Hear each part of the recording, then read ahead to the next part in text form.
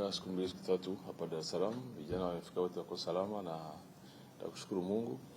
Tunajua mwanzo wa ligi ugumu kwa sababu fitness ya wachezaji inakuwa haijakamilika 100%. Tuko kwenye point naamini kuwa tukapata kile ambacho tunahitaji. Japo tuna kazi kubwa kwanza ya make sure kama kikosi kinaendelea kuimarika, kufahamiana, wazo wengi ni wapya. Muda sio rafiki sana, lakini pamoja na mahitaji yetu na uzoefu na imani kuwa tuko kwenye point ambao sio mbaya sana, na imani kuwa tutaweza kutimiza kile ambao tunahitaji, tukitambua ukuu na uzito wa mechi.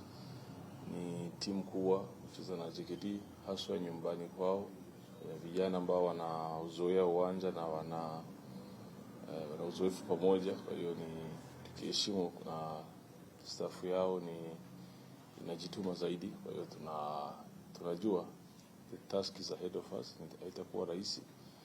Tutatumia nguvu iwezekanavyo yote, tukimwomba Mungu atujalie kuwa tunaweza tukapata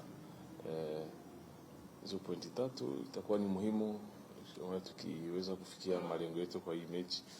Ndio kwa jumla naweza kusema tunategemea baraka za Mungu kwa hii mechi. Kuhusu mchezo wa kesho, kwa wachezaji tupo vizuri. Kwenye kiwanja cha mazoezi mwalimu ametupa mbinu. Kwa hiyo kwa wachezaji sisi tupo vizuri kupambana ili kupata pointi 3 kesho. Kimbinu mchezo wa kesho dhidi ya JKT kwa mnanyia kama wachezaji mnaongea nini kwa Kimbinu na hisi ni mwalimu. Ila sisi wachezaji ni kufuata maelekezo kwa mwalimu na kufanya kazi basi.